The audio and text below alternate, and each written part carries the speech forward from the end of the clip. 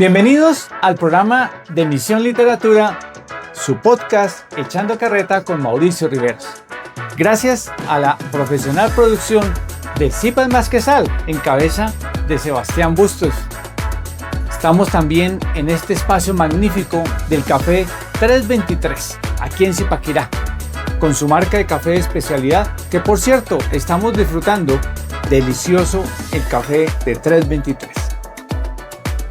No puedo dejar de decir que me siento muy honrado y muy contento de tener aquí a Fernando Bastidas, escritor, que hoy a propósito nos trae uno de sus libros, ya vamos a hablar de él, y también coach ontológico, pero ante todo un gran amigo con quien se conversa de una manera muy particular. Fernando, bienvenido una vez más a Misión Literatura. Gracias. Mauricio, gracias por estar aquí. No, muchas gracias. También aprendo muchísimo de las conversaciones. E incluso yo tengo una frasecita que constantemente publico, es: mi método de aprendizaje es conversar con las personas que saben más que yo. Muy buen punto. Es cierto, uno tiene que rodearse de personas así siempre. Eso es cierto. Qué bueno. Fernando, ahí hay gente en el público que quiere oír su libro firmado, El águila que nunca fue. ¿Cómo así que el águila que nunca fue, hombre? Es una historia. Bueno, la historia del libro parte así. Estaba en un programa de radio donde todos los días o cada programa usaba una historia. Y alguna vez una señora me llamó y dijo: oiga, ¿de dónde saca tantas historias bonitas? Y se me vino a la cabeza. Yo en realidad no tenía un libro, venía de diferentes partes y dije: voy a hacer una compilación de ellas y voy a ver cuál de todas las historias que he compartido gana. Y coloqué al nombre del libro la historia ganadora. Que la historia creo que muchas personas ya le conocen. La idea entonces es que usted tiene una serie de historias y le consulta a sus seguidores. ¿Así de seguidores tiene usted entonces? Sí. Ahí está apareciendo ya en pantalla para que sigan a Fernando, porque no es cualquier cosa. Y este fue el que ganó. La historia del águila que nunca fue. Okay. Por su forma y por su infinitud de interpretaciones que pueda tener. Qué bien. Porque lo bonito de los cuentos, las historias, las fábulas, es que quien la escucha o la lee es quien le da la interpretación. Es cierto. E incluso se dice que los cuentos no se debería darle ninguna interpretación, sobre todo el lector. Termine el cuento y quédese callado. Así. Dejemos que las personas que lo escuchen o lo leen saquen su propia conclusión. Sí, uno de los programas de Misión Literatura se llama Acércate, déjate leer, y leemos fábulas de Esopo. Y si hay algo que yo detesto es que la fábula tenga abajo la moraleja, porque empezando porque las fábulas originales no la traen. Y es porque quien ideó las fábulas, Esopo, él esperaba eso, que la gente reflexionara, o sea, él no podía hablar mucho, pero lo que hablaba la gente tenía que entenderlo a su manera. Y nosotros no podemos tampoco forzar a los demás a creer algo. El detalle es que también recordemos Esopo, un gran personaje con el estilo de sus fábulas y los mensajes. La gente requería tener un poquito de contexto de qué era lo que él estaba viviendo y qué era lo que le quería decir. Pero si en este momento leemos una fábula de Esopo, vamos a quedar perdidos porque no conocemos la historia de aquel momento. Sí, que eran historias con alto contenido político, que hoy en día pues no es similar, pero no es lo mismo. Exacto. Entonces, ¿qué me pasó a mí con el libro? Alguna vez yo leí la historia porque alguien me cuestionó y me dijo: ¿por qué ponerle el nombre del águila que nunca fue? Yo no entendí nada. Sí, entonces me tocó buscar, yo le hacía preguntas, pero ni aún así, y le di un pequeño resumen. Yo le decía: esta es mi observación, mi punto de vista con respecto a aquella historia. O sea que hay que leer el libro para encontrar por qué el águila nunca fue. Exacto. Bueno, ¿qué nos trae hoy? Un tema que usted me sugirió, porque estamos empezando año. El mapa de sueños. Oiga, yo he visto un montón de mapas, pero eso de sueños ya se me hace un poco raro. ¿Cuál es la diferencia entre un sueño, un deseo y una expectativa? Porque me imagino que no son lo mismo. Bueno, pues un sueño es cuando nosotros dormimos y soñamos. Tan sencillo como eso, ¿no?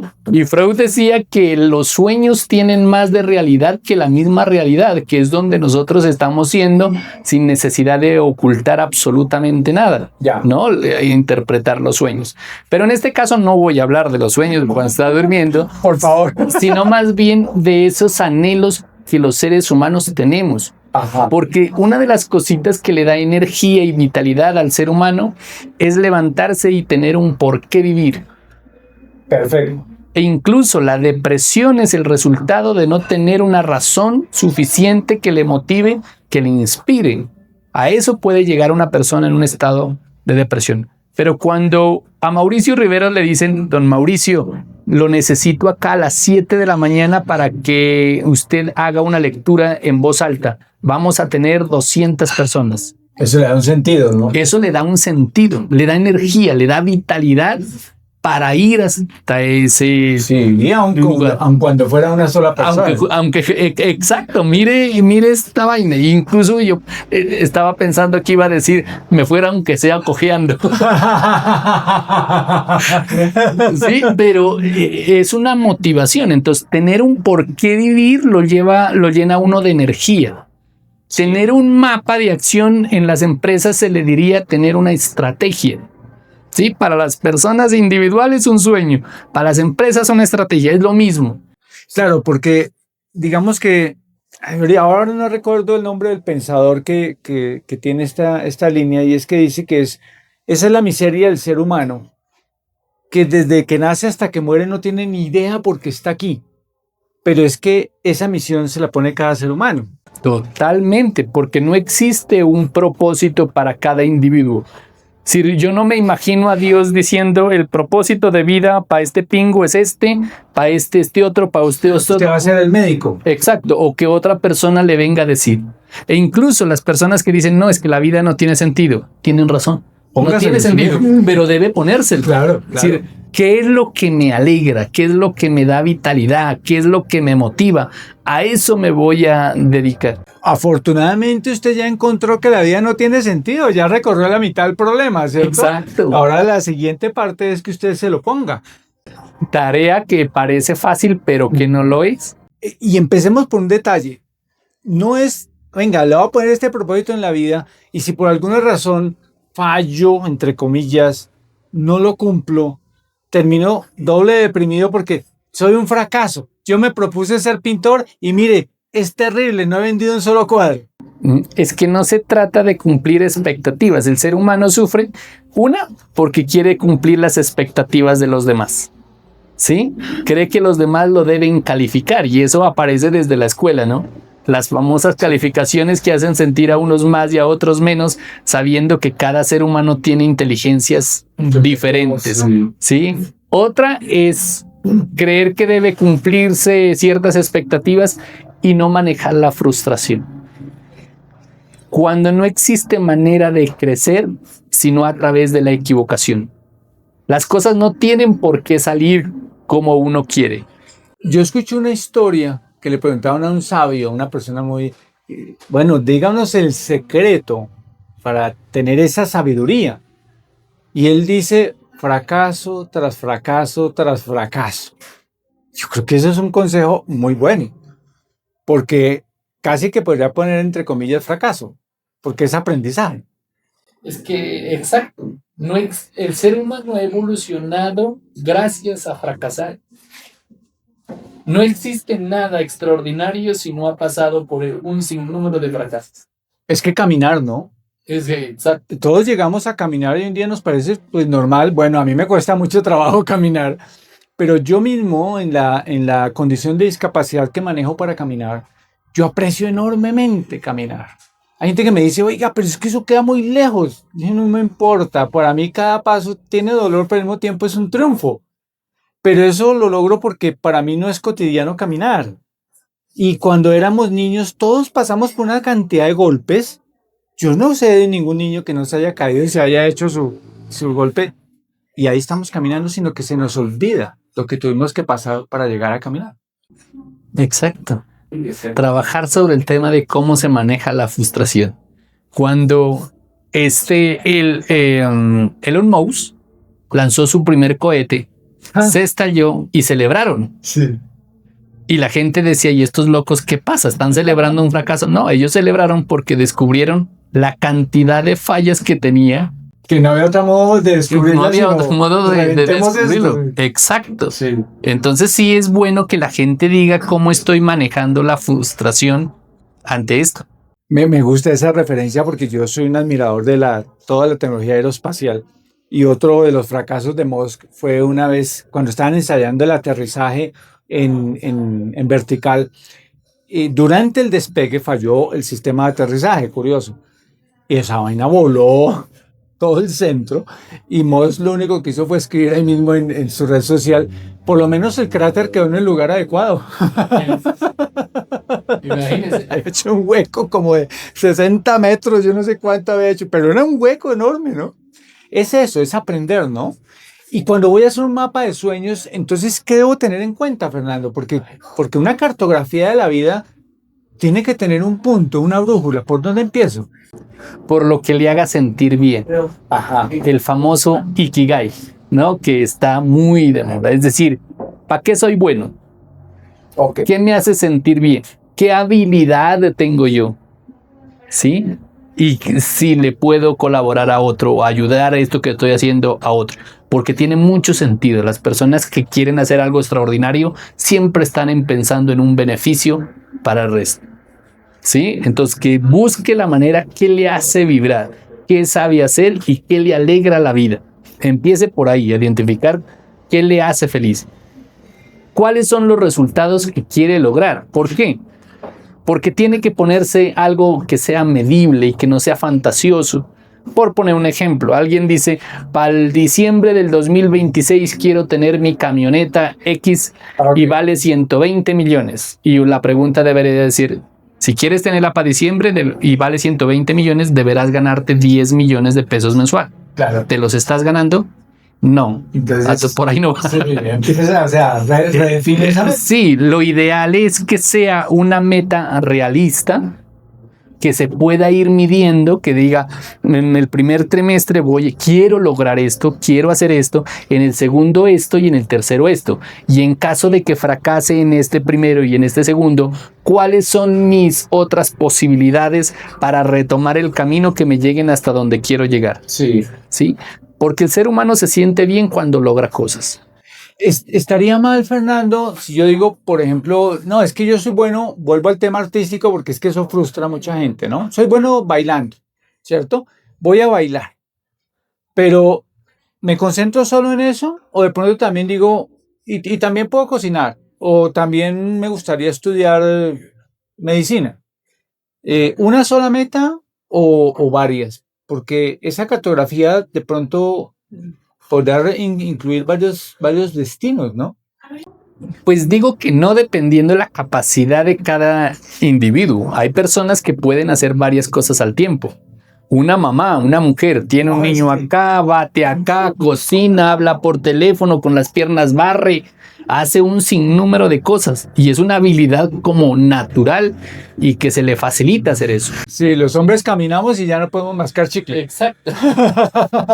Entonces es como una habilidad que el individuo debe reconocer que quiere hacer. No es necesario enfocarse sobre una sola cosa, porque incluso algo que yo recomiendo a la gente es que si algo le apasiona hacer, hágalo aunque sea por hobby, aunque no sea por dinero. Ese es un buen punto. Pero le va a hacer sentir bien, porque no me quiero imaginar lo frustrante que puede ser llegar a cierta edad avanzada y decir no hice lo que me apasionó. Y lo digo por una historia que me pasó.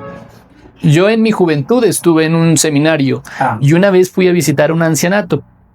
Y resulta que empezamos a hablar con ellos y a preguntar. Y había un ancianito, unos 89, 90 años, que él siempre quiso aprender a tocar guitarra.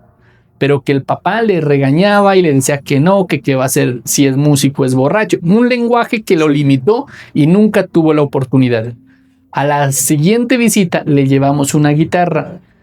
Él la cogió, no tenía ni la menor idea de las notas musicales. La cogió. Hacía un movimiento, sonaba las cuerdas y esa sonrisa me hace vibrar el corazón ahorita.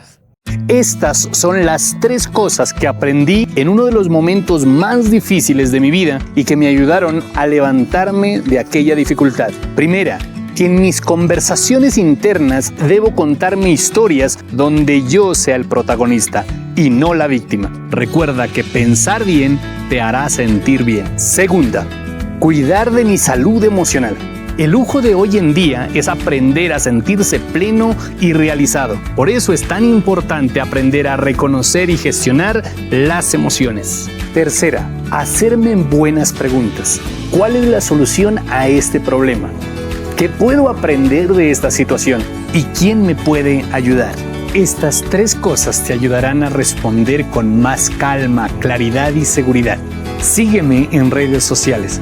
Me encuentras como Fernando Bastidas. Comparto tips de crecimiento personal. Entonces, qué triste uno llegar a esa edad y decir, no hice lo que me apasionaba, lo que me hacía sentir bien por cumplir las expectativas de mis papás, de la sociedad, de lo que sea. Entonces, sí busque ese Ikigai, ya sea, ojalá fuera que lo monetice y lo sustente, porque estamos en la vida y necesitamos recursos. Ojalá fuese así, pero si no, consiga un trabajo que le dé libertad para poder ejercerlo. Exacto, busque los recursos para hacer realidad lo que necesita. No es solamente pedirle a las estrellas que algo pase, ¿sí? O sea, no es abrir una columna en el cuadro contable que diga ingresos por lotería. Pues eso... Esa es otra de las cosas que no se debe caer.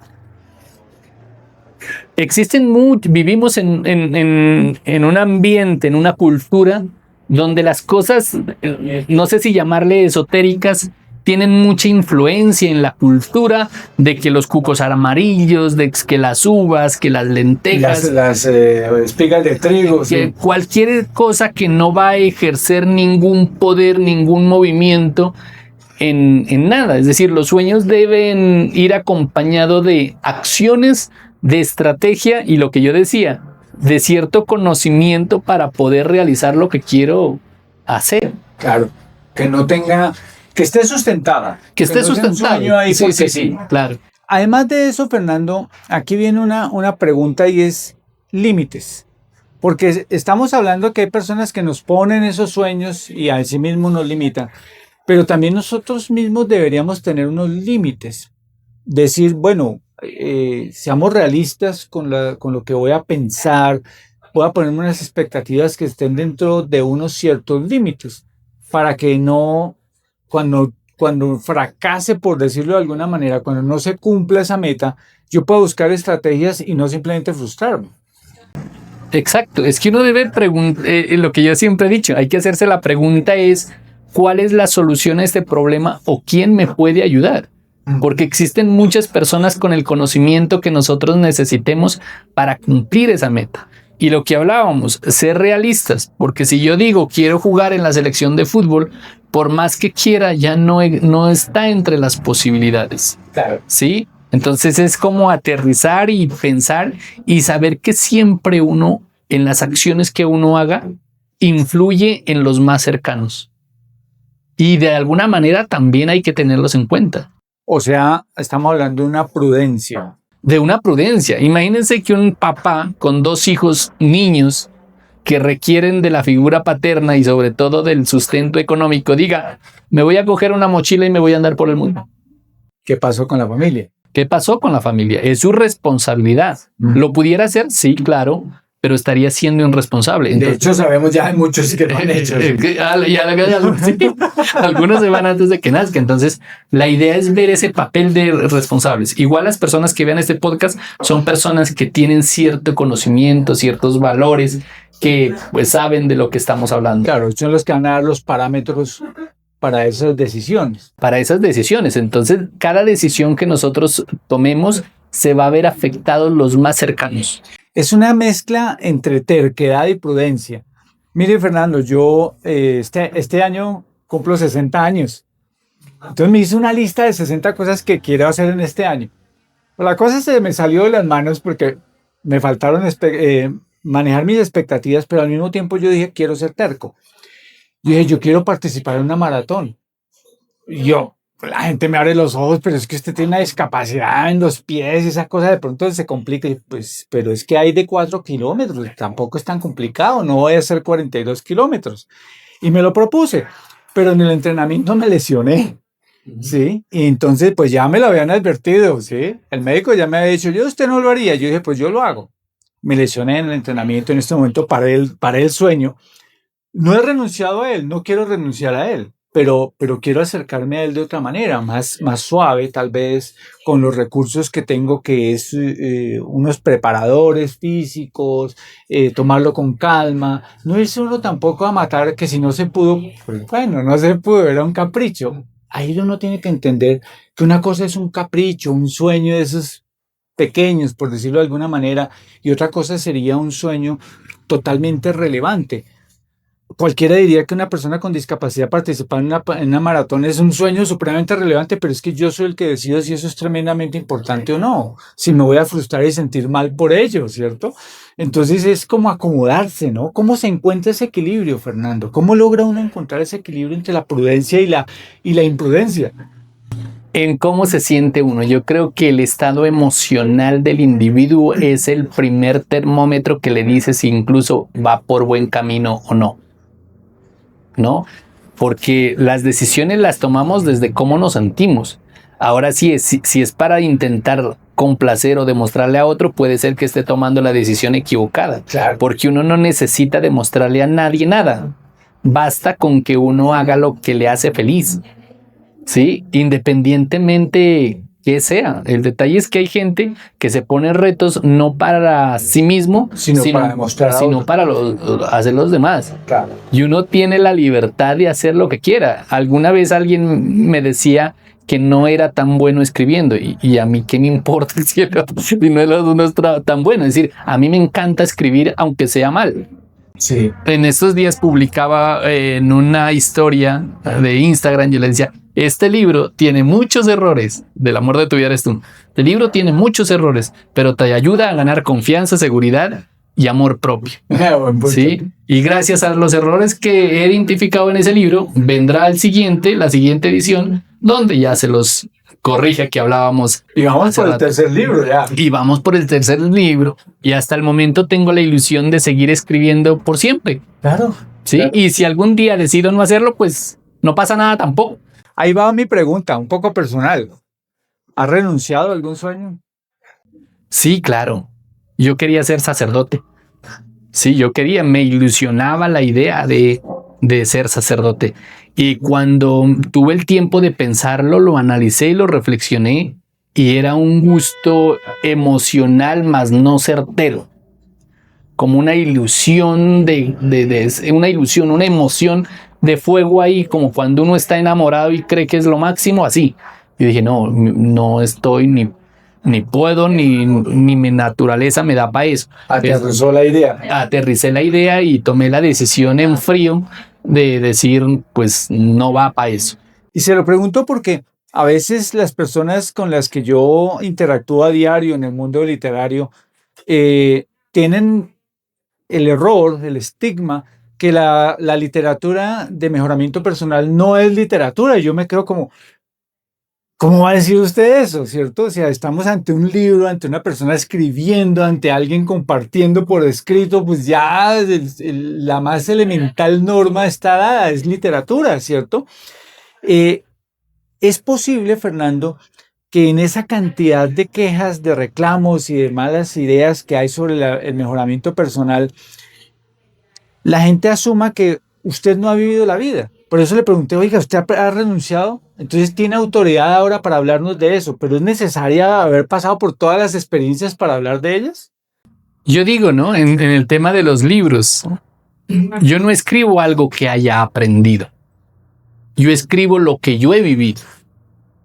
Cuando la gente lee el libro El amor de tu vida eres tú, me lee a mí y me lee mi lenguaje, porque ni siquiera intento adornar. Ahora que si es literatura o no, o que se compare con otras formas de escribir, que hay tantas, y que si hay alguien que no le guste o no, es lo de menos. Sería sería extraño y misterioso que algo le gustara a todo el mundo. Ni la Coca-Cola le gusta a todo el mundo, ni el café le gusta a todo el mundo. Es cierto. Sí, exacto. Entonces no todo tiene por qué gustarle a todo el mundo y está bien que sea así. Sí, es normal. Yo les digo, por ejemplo, hay un autor muy criticado, pero muy leído, que es Coelho, ¿sí? Y vea, yo conozco literatos que se han empacado toda la obra de Coelho y son unos poetas increíbles, pero les encanta Coelho.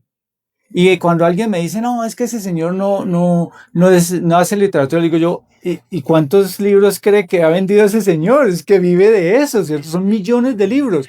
Y en este caso, yo diría, ¿y usted cuántos libros cree que ha escrito Fernando? Va por el tercero. Yo no he hecho el primero, Fernando. Y eso es una cosa de valorar, porque no es solamente pararse a hablar carreta delante de la gente, sino escribirla, porque esto permanece y eso requiere una autoridad increíble, sentarse a escribir sobre este tema. No, una eso, ¿no? Y por lo general la gente que cuando se va a hablar del tema de autoayuda suelen utilizarlo a Coelho como punta de lanza para referirse a todo el género. Y resulta que el libro está para varias cosas. Para entretener, que si la gente que lo lee se entretiene con el libro, quien sea, ya cumplió. Uno. Para enseñar algo, si es que tiene que enseñarle, o simplemente hasta para llenar la biblioteca o darlo como regalo. Es decir, el libro, del hecho de que se imprima, me parece ya algo extraordinario. Alguna vez en Ecuador miré un libro que eran las propuestas de un político. Sí, así se llamaba el libro. Propuestas de un político. Lo abrí y las hojas estaban en blanco. Y en su momento se vendieron miles de libros. ¿Funcionó? Claro, sí, claro. La herramienta de mercado más importante. Exacto. Entonces, con el tema de la autoayuda, de que si es literatura o no, yo incluso ni siquiera entro a debatir por el tema. Sí, ni siquiera a defenderlo.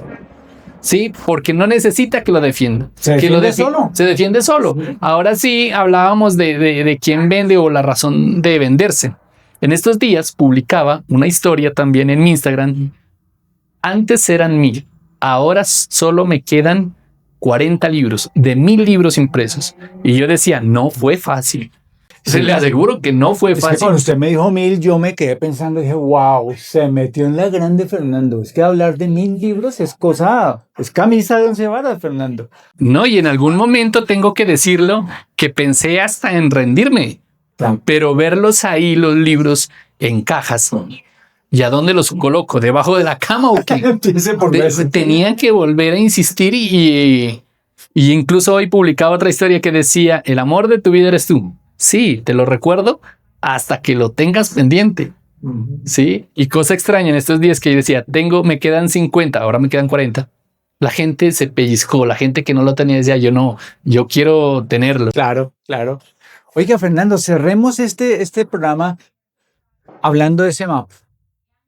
Brevemente, digamos, ¿qué necesitas para hacer el mapa de tus sueños? Algo que le inspire, que le motive, que sea realista, que vaya y escriba un paso a paso de cómo hacerlo y que busque la información que se requiera. Miren, si nosotros escondemos algo en una ciudad o en el campo y le decimos a la gente vaya y búsquelo, difícilmente lo encontrarán. Pero si le damos un mapa, con facilidad lo va a encontrar. Se le facilita. Entonces, generar una estrategia de pasos de cómo hacerlo, se le va a facilitar el trabajo. Y posiblemente diga, estas cosas que estoy haciendo no me acercan a donde yo quiero.